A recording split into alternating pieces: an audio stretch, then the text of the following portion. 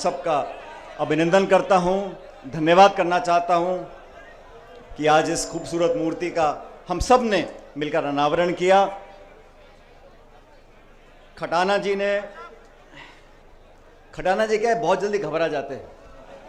सही बोल रहा हूं ना मैं? तो मैंने कहा खटाना जी शांति रखो और डरो मत। उन्होंने कहा साहब बारिश हो गई, पानी पड़ गया, देरी हो रही है। तो मैंने कहा आप चिंता मत करो।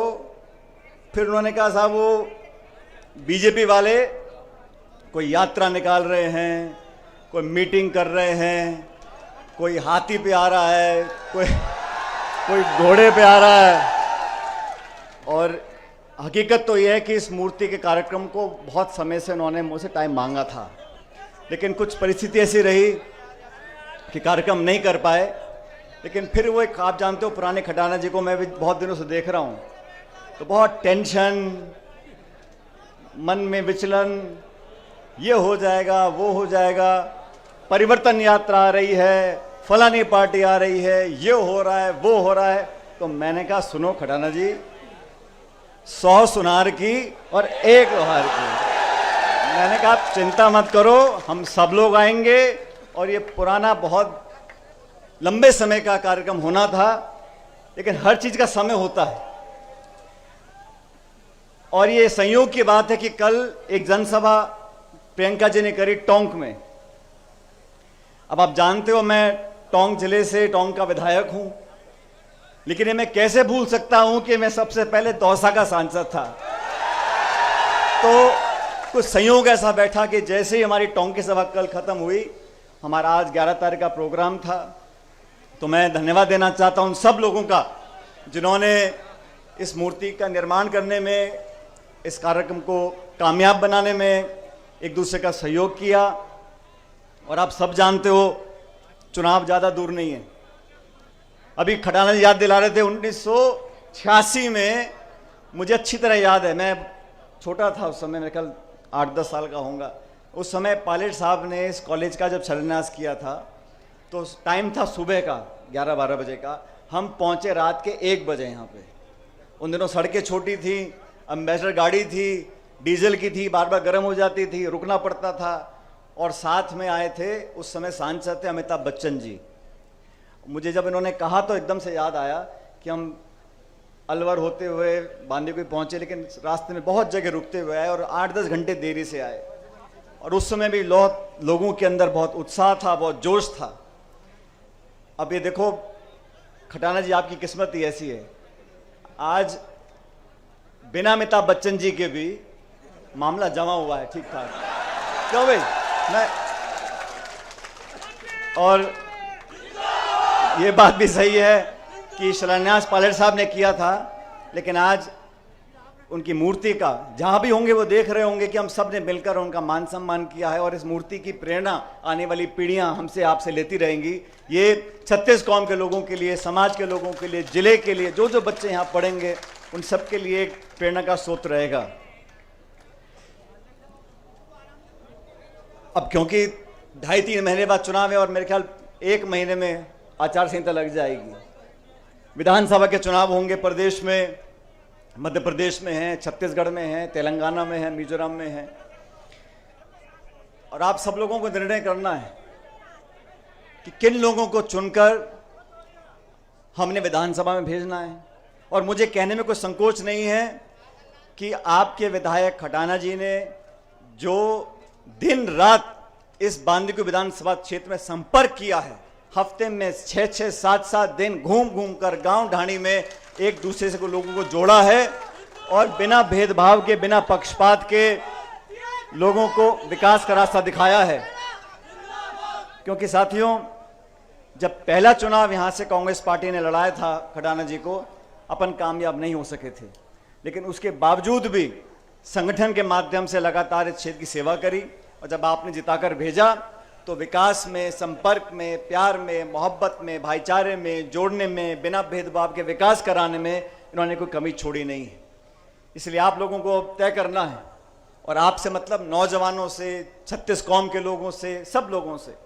ये पुराना क्षेत्र रहा, कांग्रेस का गढ़ रहा, यहाँ से मुरारी लाल मीणा जी विधायक रहे, और मैं तो अभी बांदीकुई की जो सिकराई की हमारी मंडी है उसमें कह रहा था, मैंने कहा बांदीकुई के लोग तो बहुत किस्मत वाले हैं, बटन एक दबाते हैं विधायक 2 मिल जाते हैं।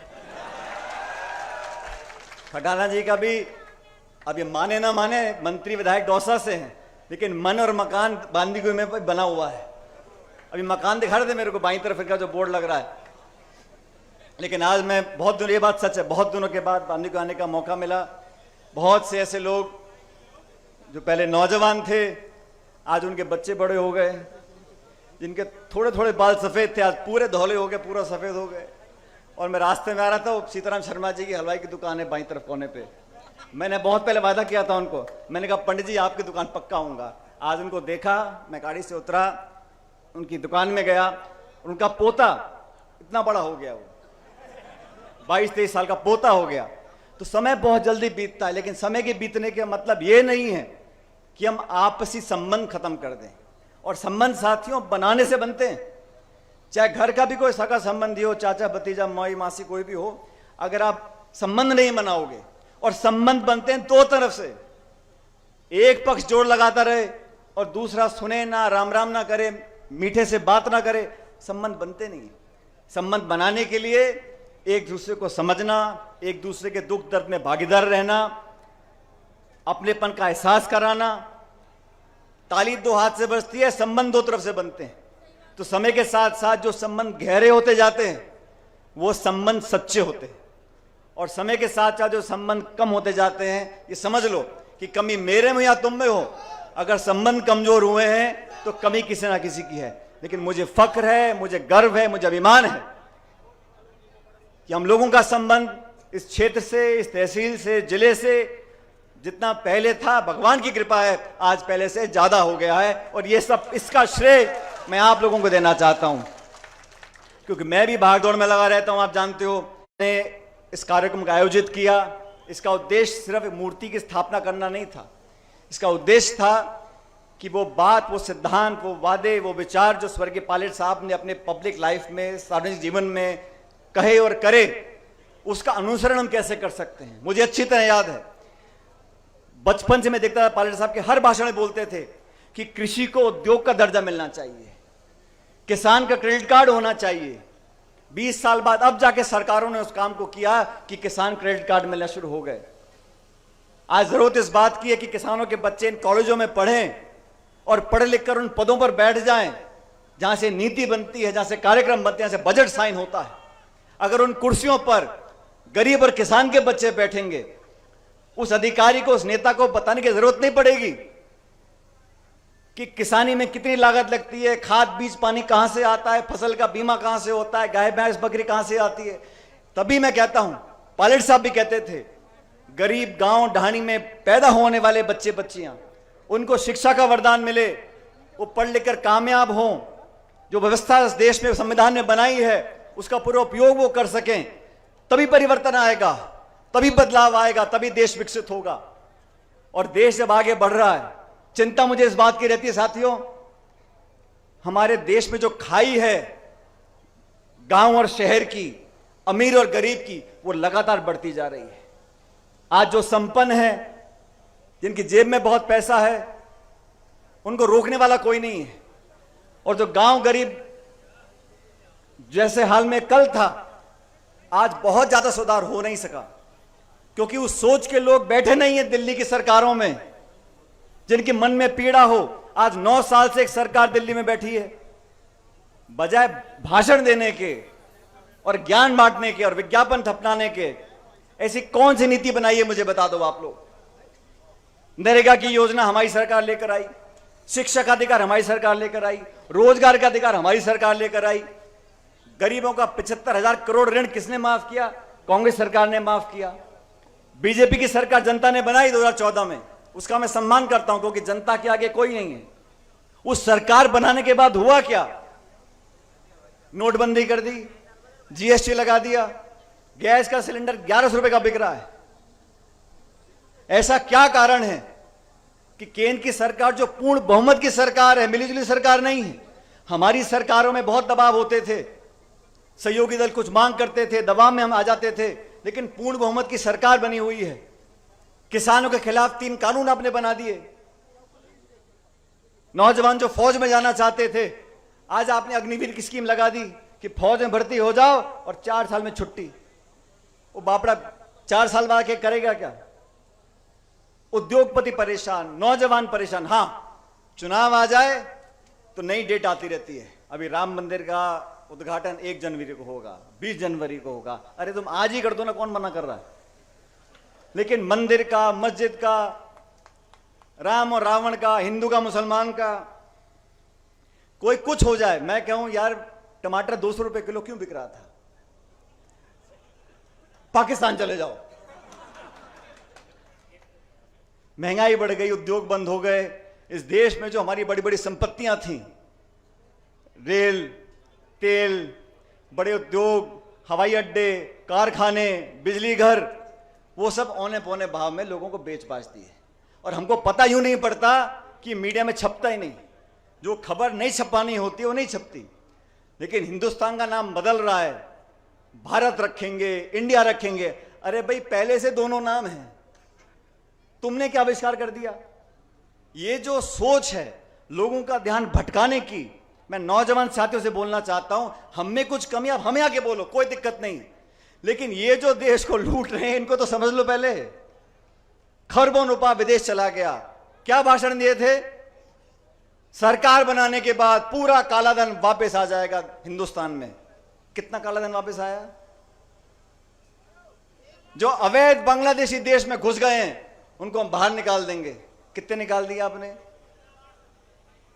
ये झूठ और पाखंड की राजनीति ये जनता समझती है, और इसका परिणाम हमने कल देखा।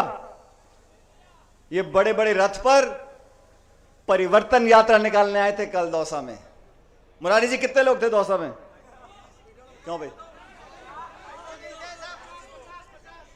200-300 कार्यकर्ताओं को लेकर परिवर्तन यात्रा करने जा रहे हो। अरे बड़े भाइयों, खिड़कियां खोल लो, देख लो जनता कहां खड़ी है।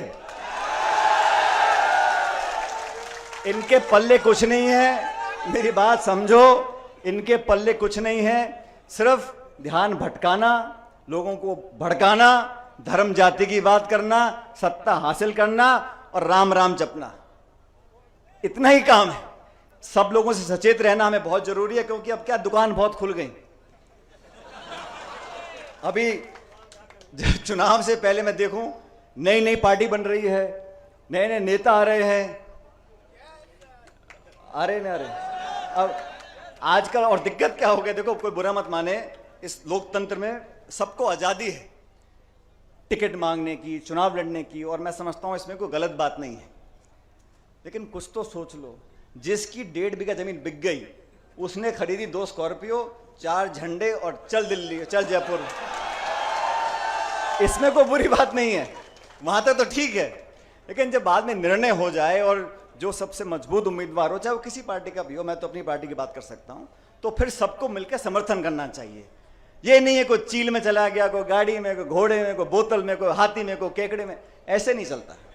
आप अगर विचारधारा से जुड़े हो तो आपको दिखाना पड़ेगा। और इसीलिए मैं कहता हूं, आप सब लोगों को, ये क्षेत्र बड़ा हो गया, पहले आबादी कम थी, अब 2 लाख 2.5 लाख लोग हर विधानसभा क्षेत्र में रहते हैं। अगर कोई ये गलतफहमी पाल ले कि मैं तो फलाने गोत्र का हूं, फलाने जाति का, मैं तो चुनाव जीत जाऊंगा, संभव नहीं है। जब तक सबका मन नहीं जीतोगे, और काम से दिखाना पड़ेगा आपको कि आपके जहन में पक्षपात नहीं है। आपको जिसने वोट नहीं भी दिया, उसका भी सेवक बनकर आप काम करोगे, तभी लोगों के मन में बसते हो।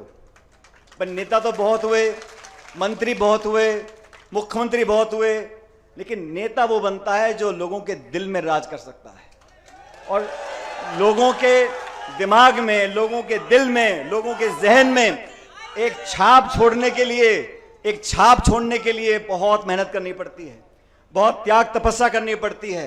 और मैं शुरू में कहा था, अपनेपन का एहसास कराना पड़ता है।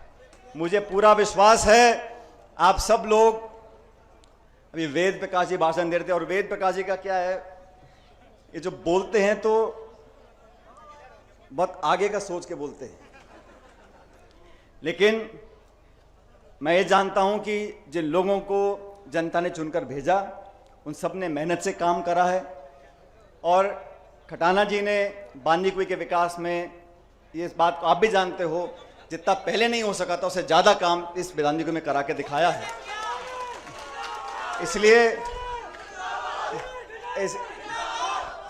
अब आप सब लोगों से मैं निवेदन कर रहा हूं, 2-1 महीने का समय रह गया, अब मैं खटाना जी को बोल दूं कि टेंशन मत करो। बोल सकता हूं क्या?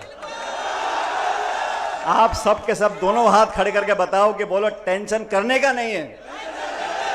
खटाना जी अभी टेंशन करने का नहीं है, खुल के काम करो 2 महीने और फिर जनता जिता के कांग्रेस पार्टी को भेजेगी यहां से। मैं आप सब लोगों का धन्यवाद करना चाहता हूं। मेरे साथ जोरदार नारा लगाना है कांग्रेस पार्टी का, कांग्रेस पार्टी, और जोर से, कांग्रेस पार्टी।